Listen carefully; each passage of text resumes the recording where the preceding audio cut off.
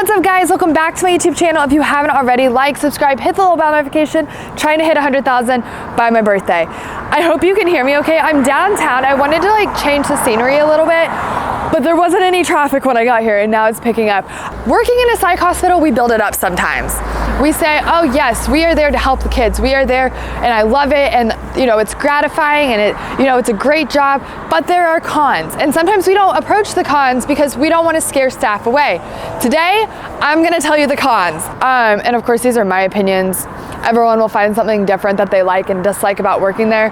But I wanted to bring to the table what I thought needed to be changed for safety and just creating a better work environment. The first one I want to start out with is ratio. Ratio is super important, and every place, every state has a different per staff ratio, which is kids per staff. And I know turnover is hard, and working in this environment, we tend to see a lot of people come and go.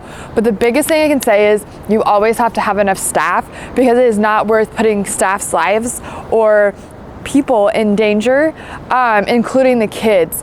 Usually my hospital is really good about keeping ratio, but there's times where we have to stay in ratio, which means we don't get breaks, or we don't get lunch, or we don't get dinner, or we don't get our 15.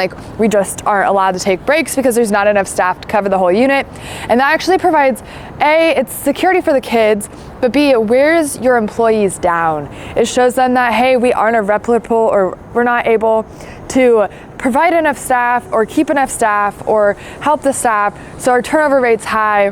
And with that being said, you don't get a break. And those days are rough. When you don't get breaks, it's hard. Or when you're like, hey, I need to get food, and they're like, nope, you're just gonna have to stay on the unit and eat this food, but you packed a good lunch. It's different things like that. The second one I would say is we don't get to vocalize enough what we want done at the hospital.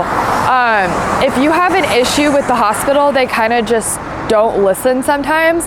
Our hospital, and I would say more hospitals need this, we need a system where employees' voices are heard. And I'm pretty sure that'd probably be everywhere, but I feel just sending emails to management or staff or whoever and saying, hey, I think X, Y, and Z needs to be fixed, or hey, how we're doing this isn't good.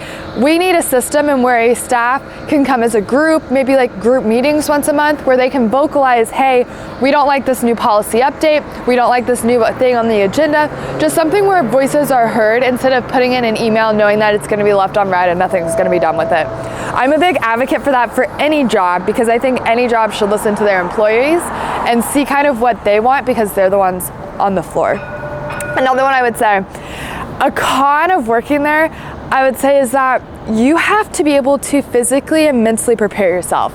And that's why I think our turnover rate is high, is because you go in and you're ready to save the day, and you're like, I'm gonna save these kids, and I'm gonna, they're gonna leave so much better, and we're gonna fix them. You can't fix them, but that's what a bunch of people come in with the mindset of, and you have to walk through that door and go, okay, I can't change the world, but what I can do today is make a small impact. What I can do today is show a kid that they can trust me.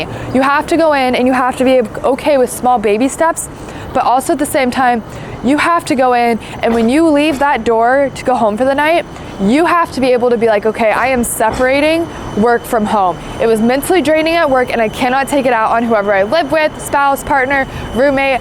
I have to be able to separate it. You have to be able to take your emotions from the challenging day at work you had and separate them, so you go home and you don't carry it off. And I think that's the really hard part about the job, and probably the hardest part is you will see some traumatic stuff at that job. You will be put in situations that are mentally draining for you, because having a kid cry as they don't want to be alive and you have to calm them down is one of the saddest things that I've ever had to do, because you see that child's worth and they don't. But leaving the hospital and being like, okay, that's at work, I'm going home, I need to separate this. That took me months to learn. I would also say vice versa though. You cannot walk into that job with garbage. I cannot have a bad day and walk in a shitty mood, because those kids are gonna feed off your energy. They're gonna feed off of your comments. They're gonna feed off of what you're going off of. You have to be able to walk in that door and leave everything that you went through at that door, and you can pick it up on the way out, but you cannot bring it in. And I've seen so many people do that, where they've had a really bad day and they've brought it in, and a regulated unit that was pretty good the whole day flipped. everyone was dysregulated, everyone was triggered, everyone started having codes because that one employee came in with that shit that they had at house and brought in. And I understand that you never know what someone's going through at home. And trust me, I've had days where I did not want to be there because I had so much I was dealing with. But you have to think about it for the kids. These kids need you. They need you to walk through that door, and whatever you're going through at that moment, they need you to press pause. They need you to be their safe person.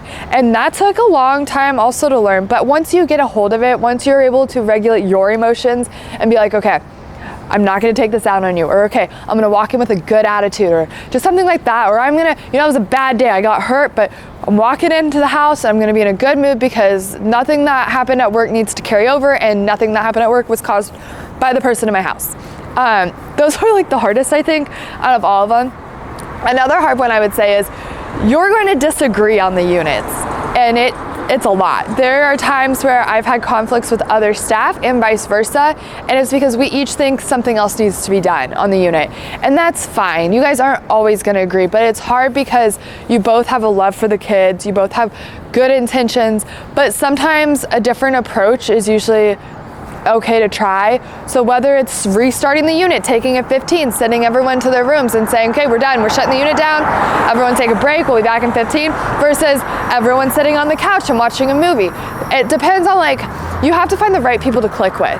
And that's probably the best part of the job, is once you find your people, you're able to tag team and work flawlessly. But until then, sometimes you have trouble. And that can be hard and difficult and kind of like discouraging, because you're like, okay, why am I not agreeing with them? Is my approach wrong? What? And you kind of start playing head games. You will find your people to work with, and don't be scared to speak up. If you see something on the unit and you don't like it, speak up. That leads me to my next one. We don't really have a way to say, I don't like what the staff is doing, without that staff directly knowing that we said something. And don't get me wrong, I hate confrontation, but I would go up to someone and be like, look, you can't do that. However, if I felt like I wasn't in the situation to do that, I felt like at the past 2 hospitals I was at, anytime I went to someone and was like, hey, so-and-so is treating me like this, or they're yelling at the kids, or they're shutting the unit down way too early, that person always knew I said something, and that was not fair to me. And the reason I didn't go to that person directly was because I knew that they would take it out on me, or there'd be repercussions. We can't bring our own food usually. We have to eat what the kids eat. And for people like me who are very picky eaters, that's an issue. But that's a minor con. I mean, in the grand scheme of things, not being able to eat your own food while the kids are in here for the worst days of their life, that's pretty minor, you know, but it is kind of a rough thing where if you have special dietary needs as a staff, we don't usually get those met with the cafeteria. And if we're short-staffed, we don't get breaks. So there's that. I will throw in one pro of it is I've never had at either hospital I've worked at, I've never had my PTO denied. I've always been granted my PTO, and part of me thinks it's because they know how draining the job is, and so they're like, yes, take a break. You're gonna get hurt. I walked in, I was like, oh my God, I'm never gonna get hit. I will know how to talk to these kids. I'm not gonna get hurt. Wrong, you're gonna get hit. At some point within your span of working at this hospital, you're going to get hit. How you handle that is the biggest thing. You can run off the unit and quit, or you can take it in and realize that these kids have trauma responses. It is fight or flight in some of their heads, and you move on. I've been hit several times. I've had the wind knocked out of me. I've had hair ripped out. These 2 earring holes right here had earrings in them, and they got ripped out so bad that I had to let them close up because a kid ripped them out. So you're gonna get hurt. Walking in that door, walking in that door, you have to know what you're going into and what is gonna happen. This guy is literally doing a weed eater at least 20 feet away from me. Okay, I'm gonna wrap this up. If you guys haven't already, like, subscribe, hit the bell notification, keep leaving comments.